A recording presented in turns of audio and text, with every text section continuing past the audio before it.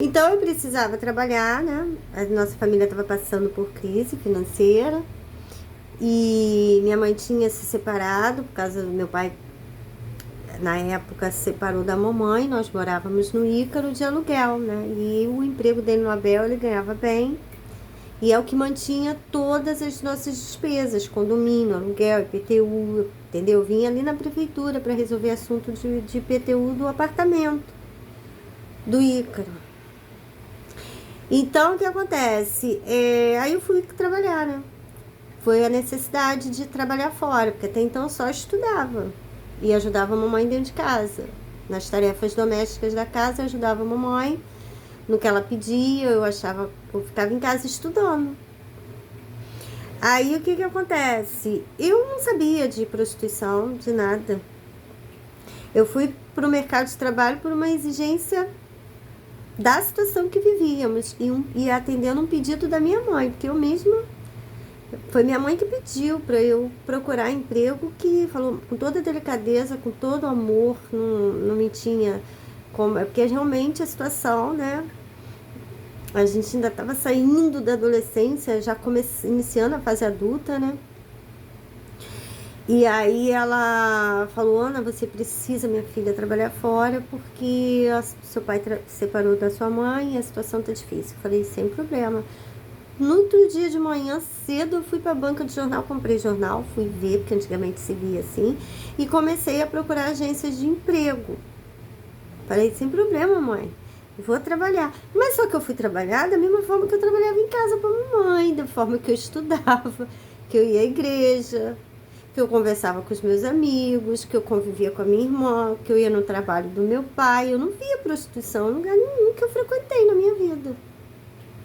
Eu nunca fui apresentada a uma prostituta, uma cafetina, pelo contrário, a gente desvia deles. Eu lembro que eu vinha na Lapa com meu pai à noite, saía da emissora de TV, da Globo, às vezes de madrugada. Aí a gente vinha, meu pai sabia fazer as baldeações, pegar ônibus para acessar o nosso ônibus para ir para casa. Aí o que acontece? Uma prostituta passou na nossa frente e meu pai falou assim: aquilo ali é uma prostituta.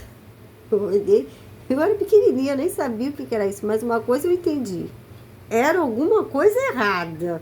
Porque o tom do meu pai era de desprezo, né? Aquilo ali é prostituta. Eu falei: isso aí é uma coisa errada. Eu não sabia o que era exatamente. Sabia o que era artista, sabia o que era televisão, gravação de novela, estúdio, script, música boa, música ruim, programas infantis, programas novela, sabia tudo, mas nada de prostituição. Minha mãe, quando via uma prostituta, era muito difícil ver, mas ela cruz credo, isso daí, coisa horrorosa.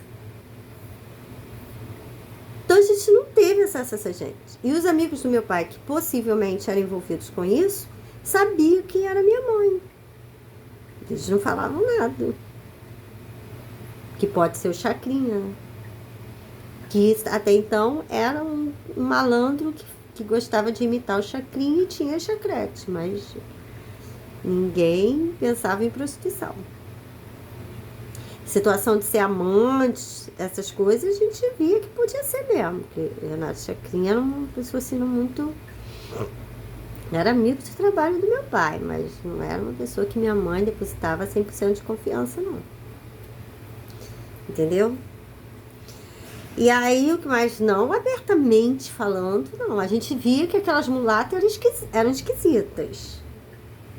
Que é o tipo de gente mesmo que se submete a essas coisas mesmo, baixo nível, né? Mas assim, não cogitávamos a prostituição como eu venho denunciando como de fato é, não.